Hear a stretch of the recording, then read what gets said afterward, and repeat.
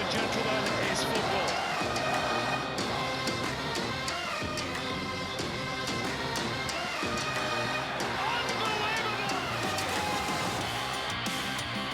Hello and welcome to another episode of Total A-Leagues. I'm Vince Rugari. I'm here with Alex Brosque again. Brosque, how are you? Very good, mate. Very excited, actually. There's a lot that's happened in the past week, a lot to look forward to this week. So, mate, I'll let you get started and go through it all. Monster week in Australian football, mate. Like Socceroos play Indonesia on Thursday night, a massive World Cup qualifier. Tony Popovic named one of the most interesting squads I've seen for quite some time. We'll crack into that. Huge amount of goals, most ever, in fact, in a weekend of A-League men action. Lots to talk about there and the implications for the latter. But we'll start by talking to our guests for this week who can talk to us about a couple of things, not only being named in his first Socceroos squad, belatedly some people would say, but also Sydney FC's campaign in the Asian Champions League too. Big welcome to Alex Grant. Granty, thanks for joining us. Cheers, Vince. Yeah, appreciate it. Thanks for having me. How does it feel to be talking to us from Socceroos camp, mate? A few people will probably say this has been a belated honour for you, but it's finally come. Yeah, pretty surreal. Obviously a privilege and an honour to be in this environment. For my family as well as myself, it's a massive achievement. So, yeah, extremely excited and happy to be here. Congratulations on your selection. Obviously, that comes off the back of the form that you're on and in with Sydney FC at the moment. We'll touch on that first before getting back to the Socceroos and everything that's at stake there. But tell us about the Asian Champions League 2 run that you're on at the moment. I mean, what's the feel like? Obviously, the club in a great position to do something special. You've come in at a time where, Sydney's defence have been shaky for a long time. You've added a bit of steel, a bit of composure back there, and we've really noticed a difference since you've been back there. Tell us about this run you're on and I guess how excited the club is and the players are, heading to what should hopefully be a final. Yeah, I think definitely it's been a massive achievement from the boys in the club, and we're obviously all delighted to be playing in a semi-final of the Asian Champions League 2, and I think that going into the next game we've got to take a lot of confidence coming off the back of 2 really challenging games against Jeonbuk, and they're obviously a big club in Korea who I've played against a number of times, but I felt like we deserved the results in those games, and the fight back, especially in the second leg, was amazing and shows the determination and the quality we have throughout the team. And even when things go, I guess, not our way early on, we've got the capability to turn things around. So again, we're all excited for that, and we've kind of got to bring that form back into the domestic league and into the A-League as well. Alex, you've played with some great players over the years, but Douglas Costa, we just saw the highlights there. When a player like him is in that sort of form, what's it like to play in the same team as him? Yeah, it's surreal. I mean, when I first signed for the club, obviously I knew that he was there. And just going through, I remember we were playing away in Perth early on in my time here, and I was looking on my phone at just some of the teams that he's played in, and not necessarily the clubs, but actual lineups that he's played in. And it's just crazy that, I get to share the pitch with a player of that immense quality and such experience at the highest level. And that's it. He's in another world, in another realm compared to the rest of us. And it's really good. It's inspiring for all of us to play and train with him. And it's good that, especially now that he's come back from his injury, he's really making an impact in the games, scoring goals. And we actually joked about the fact that against Bangkok, the way he celebrated his goal, it just shows you how much it means to him, even at this level. He's taken his shirt off and big smile on his face. It's good to see.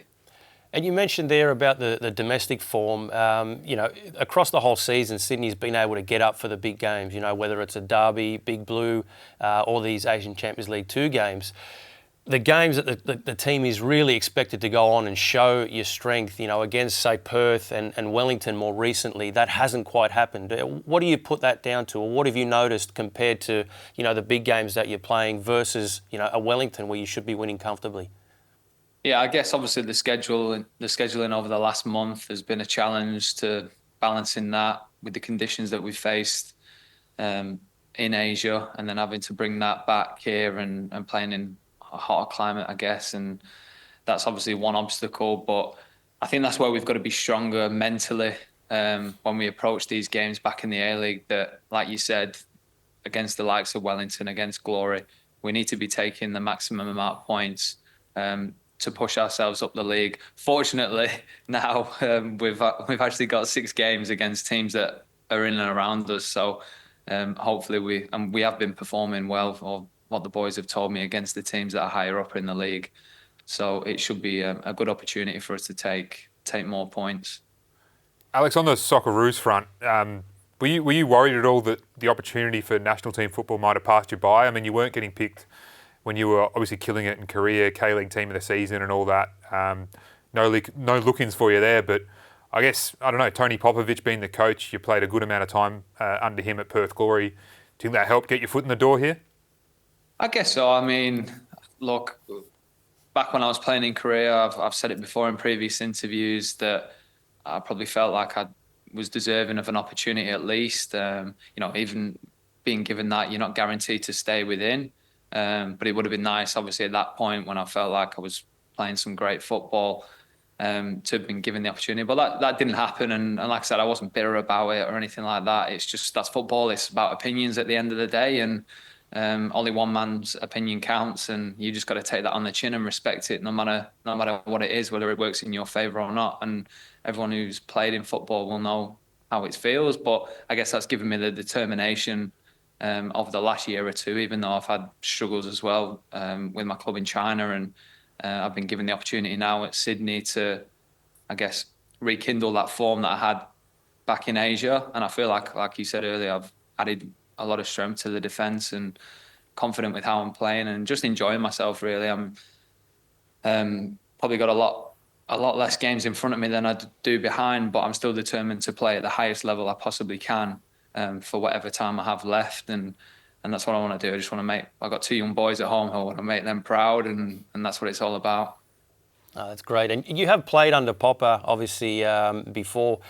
What were you expecting coming into this camp versus what you've actually seen now going into it? I mean, a lot has been made about the culture there and how excited the players get when they come back into this camp, into this environment.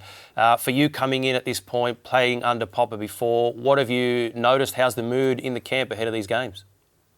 It's a great mood, first and foremost. Everyone's positive and upbeat, as you'd expect, coming into 2 really important games for the country. It's a massive period for us where we need to really take maximum points to really push for automatic qualification. So in terms of what I expected and what I've kind of seen since I've been in, is probably a lot of similarities to my time in Perth, where the boss and Foxy and all the coaching staff, they set such high standards, and they expect so much from you when you're here, but they provide that as well, a lot of information and things that really help you with the details tactically, and not also on the pitch, off the pitch also. There's a lot of staff here to help you, and the boss has already spoke about us all reaching that elite level and wanting to stay there, and I guess that's what we all want and should want, and where we want to be.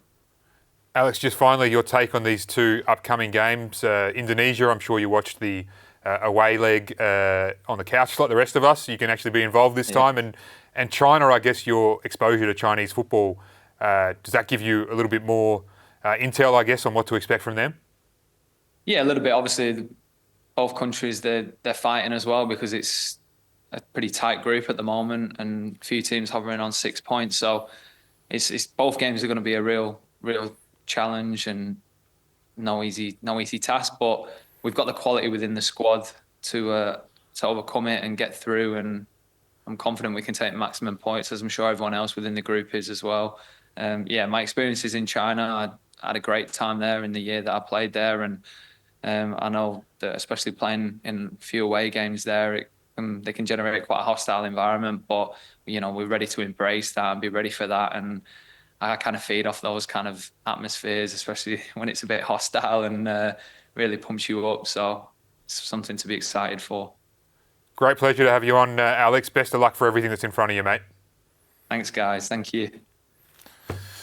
Brosque, he's a ripper, huh? He is good. I like the confidence that he has. And yeah, look, I mean, he probably thought that time had passed him by. But Popper in knowing what he can deliver and knowing that he can turn to him at a time where we're needing some strong heads in that centre-half position, he's certainly someone who can provide that. My only doubt about him being in this Socceroos squad was, has he had enough football under his belt since he joined Sydney FC, as opposed to, is he good enough? Because I thought as well he's definitely good enough, and I just wonder whether this could be another one of those picks from Popper, and he was very clear on wanting to make the point the other day, Popper. Nobody thought Jason Guerrier would be such an important part of the Socceroos since he's come in. He got picked, and it was almost like an obvious pick in terms of he should have been in years ago, but he comes in and he looks at home straight away. I reckon Alex Grant could be another one of those. Agree. And look, I think Popper would have looked at Sydney's form recently, and they were conceding goals so easily, for most of the season, locally. So I think the fact since he's come in, they've just looked at a different squad. You've got players there. You've got, say, Joel King playing right back. You've got Ryan Grant playing centre half. So you've got players who've never played in these positions before. And it was telling on the field. You could see sometimes with the communication, players being out of position a little bit. Grant has come in and provided that stability. You can see him constantly talking. And that's something that comes with years of experience. So I think Popper's turning to someone who he knows he can deliver. And in the short time he's been at Sydney FC, has already had an impact. Brosque, let's talk about the squad. There's so much to talk about it, to be honest. When it dropped, I honestly couldn't believe some of the selections and some of the omissions. We'll start with the debutants, and aside from Alex Grant, of the new blood in the squad, who excites you the most? Look, I think number one is Triantis. I think what he's been doing, we all saw how fantastic it was in the Mariners' charge to some championships there, and fantastic. But in taking his game to another level, going overseas, he's been fantastic, for Hibs there. And him coming back, I guess it's what sort of role, because we saw him as a defender, centre-half, playing very well against Caltech, and now he's played a more advanced number 6 role. So where Popper sees, I think he can use him, will be interesting. I think basically Popper's plan is to have a look at him on training and decide, can he fill in, because they've got some problems to solve at the back with all the injuries. Can he do that when he's not played at centre-back for a while? Or is he better used in the midfield next to a Jackson Irvine? It's an interesting question. The other one, and we know Popper's not afraid to throw new blood straight into the starting lineup, is Ryan Teague. Another player he knows really well, signed him at Victory.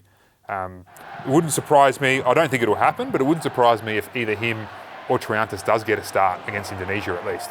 Look, I think with Teague, he's one of those players that, plays in that unassuming role that no one really talks about, and he does it so well, and he's a quiet kid, which doesn't help his case either. But I think people who know football, and Popper clearly does, and Popper did speak about players being consistent and doing it at the top level for more than just a couple games. He's been doing that all year. He's almost their go-to and first picked in that midfield because of how consistent and how reliable he is. He likes to come deep and get the ball, gets them out of trouble so well, and gets a lot of their attack going. We focus on their attack and how good it is, but without him in that position, it doesn't tick, it doesn't work. So he does it fantastically. He's been someone who, again, unassumingly has sort of just grown into this role, and Popper's appreciated that. He's worked with him as well, so very excited to see what he can do. Probably not a huge surprise that Popper goes with not only Alex Grant, a player he also knows well, but Kai Truen for the other centre-back role. They needed to bring in 2 centre-backs into this squad with the injuries, and he's gone for the more experienced, hardened types rather than, we've been speculating, is it time to get a Kikianis in the mix or something like that. So Popper's gone the sort of safer road, which personally I understand. And I think we need, especially for these games. They're games where we will be controlling possession, we will be holding most of the ball, but we do need to be careful on the counter-attack, and we have been exposed at times throughout this campaign, and Popper's sort of brought in that change now, having 3 big lumps at the back, but guys who can not only win possession back easily, but then start the play again and make sure that, they're always in good positions to not get exposed defensively. So again, I'm excited at the guys that he's brought in, given we've got some big outs in that, defensive part of the field. But look, these guys can definitely do a job. Kai Rolls, Cameron Burgess hasn't been playing all that much, but I think for these games, he won't have much to do, more than capable. Yeah. So look, there's 10 A-League players all up in the squad. The one that I think surprised everyone is Daniel Arzani. I was there in the press conference or the roundtable discussion that Popper had with some journos in January. We got to ask. It was great. It was probably the best period of time we've been able to spend with Popper since he took on the job and understand what he's about. And the big takeaway from that was the blast he gave Arzani. He said his training levels had been really poor and that he needs to basically lift if he wants to be part of the Socceroos in the future. What I still don't sort of get is that Arzani, since those comments, the only goal or assist he'd registered was the one he did on the weekend for Melbourne Victory. So you could argue he didn't respond, and yet he gets a recall. What do you think about this one? Look, I see it as Popper's a very smart guy. I don't think he would have come out and blasted Arzani in the way he did without there being, a reason behind it. And it was to get a spark, which we didn't really see, right? You mentioned there, he hasn't done a lot since coming back from that last camp. But I wonder if there's, in Popper, taking on, he's not just a coach, he's almost a father figure to a lot of these guys. He has to act that way. If he sat him down at the end of the camp and said, mate, listen, you've not done enough. I'm going to, when I get asked about it, tell people that you haven't done enough.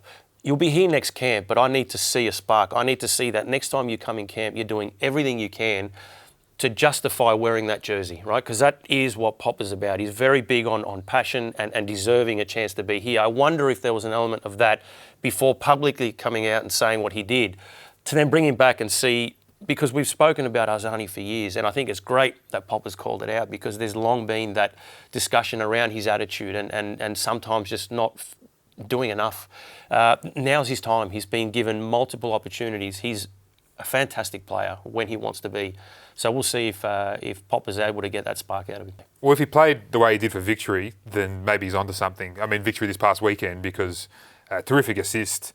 You have something like, you have that Arzani coming off the bench in a game we're chasing, then no one's complaining about this selection. He can be a game changer, exactly. What about Nishan Velupillay, who was another one who people thought, just based on his form in the league, might have been lucky to be involved. There's players with better recent records than him, but he gets picked and then he comes on and scores a goal like that. So you look at it sometimes and it's like, Popper, you're genius. You know exactly what you're doing, you know what I mean? Look, I think Velupillay seems like a real confidence player when I watch him play, and this spark and this weekend almost comes off the back of Popper giving him a chance, because I wonder if he thinks, given his form, that chance had gone away. We picked him, he didn't really come back into any real form or can keep that consistent form. He's been coming in and out of the starting lineup. So, Popper's shown a bit of faith in him, said, mate, you're back in the squad, and he's lifted. So I think, it's been great for him, but you're right. Surprising when there's guys like Milanovic, Segacic who've been, scoring goals, playing well, and with some interesting celebrations to let Popper know that they're there as well. We'll get to that in a sec. Look, Brandon Borrello, not a huge surprise that he's still in there. Casera's your man. He's probably in the mix for a starting position. That's not a shock. What about Tilio? I'd probably put him in the same category as Arzani and Velupillay. Can be hot and cold. I wondered whether he had enough football for a consistent period under his belt to be back in the Socceroos. But again, we know when Marco Tilio is at his best, that's an addition for the Socceroos. Like, he can bring something that not many others can. I think with a lot of these decisions, or a couple that he's made, you're looking at the games that we've got coming ahead, and they're crunch games, they're must-win games. So sometimes with kids that are in good form, such as a Segacic or a Milanovic, you don't know how they're going to perform or react when they put on a Socceroos jersey in a big game like this one, under this sort of pressure. So I think with guys like Tilio, potentially Arzani as well, he knows what he's going to get, and we need results. So he's probably gone to what he knows works, what he knows he can, guys that can deliver, and gone safe in this one. What about the omissions, Brosque? Who was the one that surprised you the most that wasn't in there? Look, I guess looking at it, I think given the form, someone like Noah Botic, I think when you look again at these games, we're going to control possession. We're going to have a lot of it. We're going to be in these areas, and you need genuine goal scorers. So, Duke not being there, given his lack of minutes, Yengi, whether he plays or not, I think in these games we need genuine guys who can put the ball in the back of the net, which is why as well, Taggart's in the squad. So this guy's in incredible form. He's scoring for fun at the moment, all sorts of different goals. The runs that he makes inside the box to get himself away from defenders, I think is exactly what we're needing at the moment. Because with Craig Goodwin potentially, or whoever's out in those wide positions, the service, someone like Mitch Duke, he works hard, he gives you a lot from that side of things, but we need goal scorers. And someone like him who's in the form he's in, I'm surprised he's not there. The two for me are equal surprises, is him and Irankunda. I thought Irankunda deserved to be in, maybe ahead of an Arzani or whatever, based on what he's building in Switzerland. But it is interesting. Obviously, Taggart gets the nod over Botic, and Popper's probably again gone with experience and guys he knows and as He's got plenty of runs on the board with the Socceroos. Probably hasn't lit up the Socceroos, the national team level, like some people think he should have. Taggart, he's had opportunities, and obviously Botic has to wait for his. Yeah, but I mean, in that situation there, I do think, so if someone like Taggart, he picks in because Popper knows what he can do, he hasn't really scored goals as much as we would have liked for the Socceroos. So it's not like he's picking him based on what he can do for the Socceroos. So why not give a young kid like Botic a chance? If no one has really taken that number 9 position and made it their own because of the amount of goals they're scoring, you've got to keep looking for other options. I think Botic is someone who wouldn't be fazed. I think he's got that confidence about him to step into that jersey and say, this is me, I'm going to be your new number 9, Popper, pick me, I can score goals. So no one else has done it. So I think Popper, that's the one area of the field where he possibly couldn't have taken a bit more of a chance. Yeah. Well, let's hear from Tony Popovic now explaining why he chose not to select Noah Botic. It's not really what he needs to do. I think it's the first year that he has consistent football, that he's backing up every week playing. He's scoring goals, so I think he's always been a natural goal scorer. We've seen that for the last 2 or 3 years. I think Johnny's doing a wonderful job with him, and he's getting stronger, and he has a wonderful mentor there that can hopefully take him to the next level, and he might be there in the future. So this is where there's some inconsistencies in what Popper's talking about in terms of the squad, because Mitch Duke has barely played, doesn't get his spot because he hasn't played, but Kusini Yengi gets in, and he hasn't played either, but he gets in because he's a different type of striker. Noah Botic needs to do it for longer, apparently. But Hayden Matthews got picked a few months ago off the back of not a particularly large body of football, even the professional level for Sydney FC, goes straight into a starting lineup. So on one hand, it's inconsistent. On the other hand, there has to be some level of, if you're choosing a squad and you choose one rule, it's playing or not playing, it's going to be pretty hard to build a cohesive unit in that way, don't you think, Brosque? Yeah, and I think as a manager, you can't always say what you're actually feeling or give the genuine reasons as to why certain players aren't selected. You have to give that sort of spiel on he's not doing it for long enough, even though you've got players like Matthews, like you said, who'd only played 14, 15 games before getting selected. So that's all media talk, I think. I think there's reasons why he's looking at these squads in particular for the games coming ahead, what he wants, what type of style of player that he wants to do a job. And look, it is a good squad. I think, yes, we're always going to have this where we're talking about who should be in, who shouldn't be in, and who could have been picked. But at the end of the day, Popper is there for a reason. He's been trusted with guiding this team to the World Cup. It's a good enough squad to do that. So let's see how we go on Thursday. Just on Segacic and Milanovic, you spoke about their celebrations before. I mean, I guess good to see not only Botic, but these two as well respond on the weekend with good performances and good goals. But the celebrations, your thoughts on this sort of in-your-face messaging to Popper? If that's what it is, I don't know about it. I think you said it there, right? If you've not been picked and you're in good form, that's the best way you can respond, by being good on the weekend, by delivering, by scoring a goal, and that's it. I think there's an element of needing to remain humble, because if I'm Tony Popovic and I'm seeing these two guys saying, why didn't you call me type thing, I'm getting a little bit annoyed by that. So, and that could just be me, right? Is that something you do? Oh, look, I don't mind it. I don't know if I'd actually do it. I love the personality. I don't mind it. I think it's typical of, I guess, this generation of not only players, but people. They're a little bit more out there, confident, arrogant, you might even say. To some degree, Popper will surely like that they've been fired up to such an extent that they're doing that. Hopefully he doesn't take it as disrespect. I see it as high levels of confidence from players who think that they should be picked. And every player who doesn't get picked should be almost offended by that. They should feel like, no, you made a mistake. You should have picked me.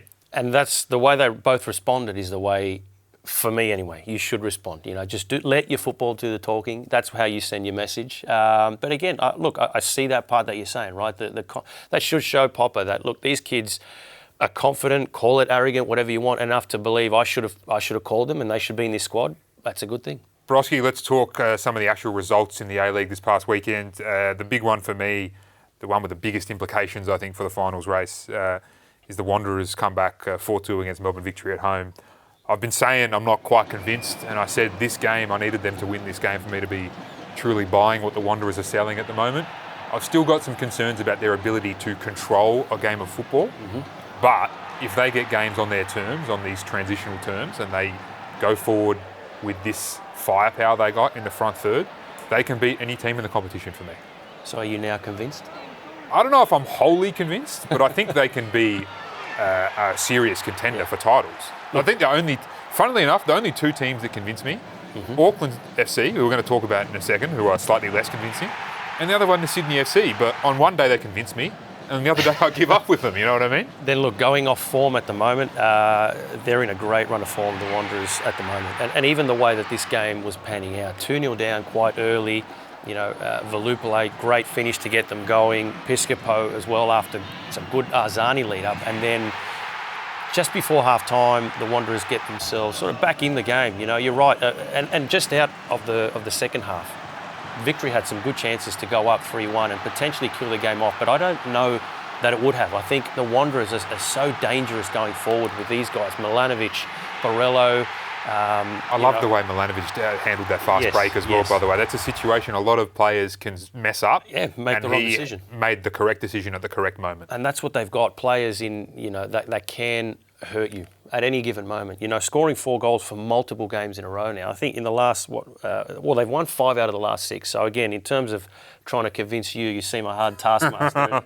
Look, they're doing a very good job. Even me, I thought earlier on in the season, for all the firepower that they've got, they just weren't, they didn't have that consistency. They weren't, all those big players just weren't showing up, on a week-to-week basis together. And now they are, and they're rolling into the finals with incredible form, which it's so tight at the moment, that top 6 or 7, that every win is important. And like you said, the Wanderers and Victory, this was such a big game for both. And I think the Wanderers have proved their credentials with that win, with the way they went about it. And on the flip side, Victory, that second half of theirs keeps creeping back in. I don't know what it is. I don't know if it's a fitness issue, but one of the Western players, Ibasuki, actually, months ago now, he spoke about it, that it's something they noticed, that if you can keep in a game with Melbourne Victory, they die off in the second half, and that's where you can punish them and hurt them. So that keeps rearing its head for the Victory, which is concerning, because to cop 4 goals, not really be able to see out a 2-0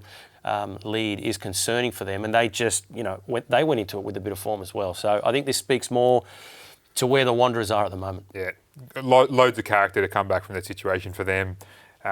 Fantastic crowd as well, good to see. Just good for the league when the big clubs are firing for me. It is, and these are 2 of the biggest clubs. That's right. What about the biggest addition or the top club at the moment in the league, Auckland FC? They've been streets ahead of everyone all season long, but is this a serious wobble? Are they gettable now, or is this just a period?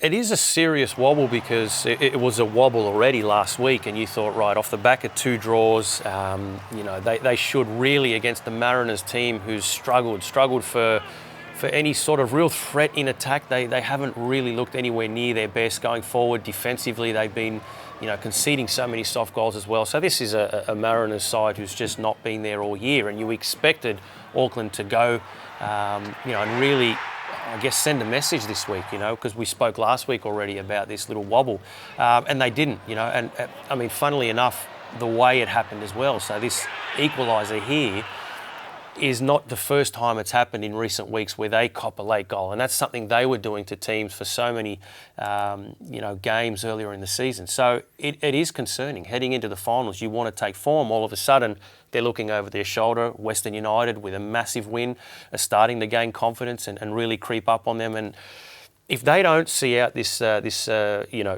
championship or premiership and come first, I think that will, play a huge psychological blow going into the finals for them. Knowing him as you do, what would Steve Corica be doing in this situation to fix this wobble? And look, he's been through it a lot, so I think it's just getting them back to what they were doing so well. So look, I think as a team and that character that they had and they've showed so many times, it's getting back to that. It's getting back to understanding, right, we're not just going to show up and win games, and just because it's the Mariners coming to town, it's not going to be an easy day. So we do need to take care of business. That means everybody, regardless. They had, suspensions as well, which I think are hurting them in that midfield area. But look, it's going back to doing what they did and being convincing about the way they play their football. They haven't been in recent weeks. So Corica won't be panicking. He'll be relaying that message of calmness to their players. And look, I'm sure they will bounce back.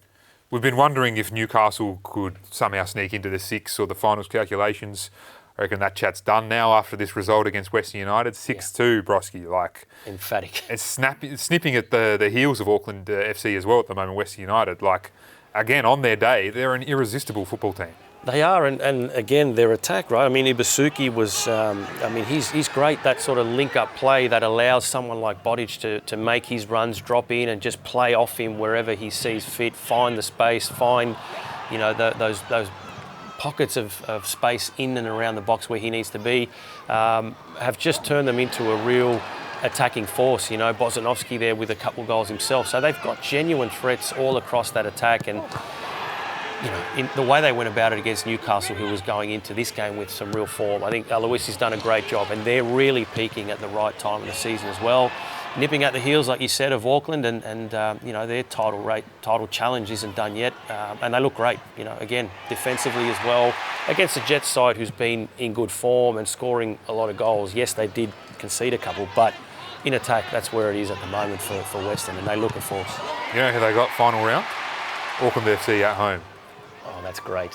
Hopefully it sort of shapes up that way. It'll be the biggest thing to ever happen in Tarneit, I'm pretty sure. Well, there's a few big final round clashes that could have an impact.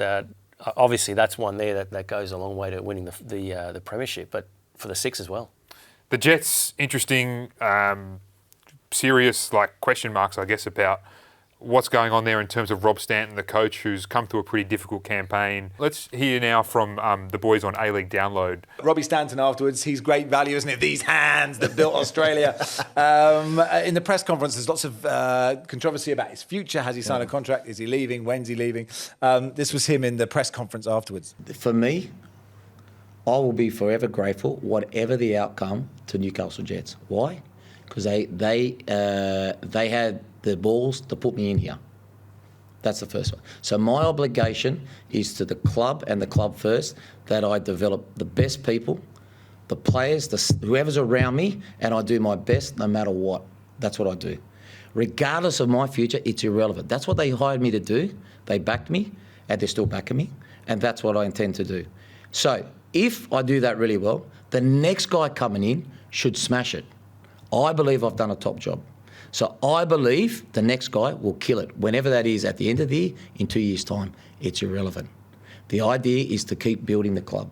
It's interesting him saying, when the next guy comes in, these guys are going to smash it, aren't they? I quite like that as a tactic, because it just means whatever happens, if Newcastle ever win anything, it's him that's done it. He's sort of like, But it was a bit cryptic. I don't know what you make of it, because it's sort of, what does he actually mean? Is it, because he was saying, the players are selfish, and yeah, post-match he was pitch side and he was saying, look, all players are selfish. They don't care about me. No one cares about me. Newcastle don't care about me. Yeah. Whatever. Well, he's right. All players are selfish. Yeah. Look, Robbie's Stanto's a former teammate of mine from Wollongong Wolves. He wears his heart on his sleeve, Maxi. And I think what you see there is a dose of honesty, a little bit of transparency. I really liked it. You know what? Sometimes it's refreshing.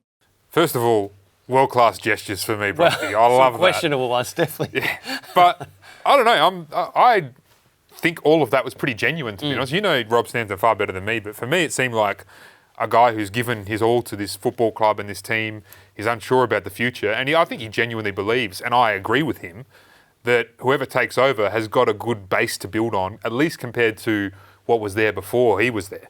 Look, I agree, and I think it shows the passion. I mean, Norm Sekalovsky spoke that he's played with him. I've been involved with him at a club level as well, and he is a passionate guy. When he gets in those moods of whether it's breaking down tactics or talking about kids coming through, or in these instances, his own future, it takes over almost, and you see that he just gets passionate and worked up, and the hands start going, and I think it's refreshing. I think it's good because you get, like you said, that raw honesty on what someone is thinking in these moments, because whether McBreen's story and what he's hearing is true about his future, that has to play its role, and I like the fact that he's backed himself. He's confident in the job that he's done in the place that whether he leaves or not, he's leaving this football club, and he has developed a couple of good young players there and changed the careers of some. Eli Adams coming in and doing what he's doing this year. So I think There's a lot of merit in what he's done there, and I think he deserves the opportunity to continue to grow that. I think he needs a bit of help in terms of recruiting and players that they bring to the squad, but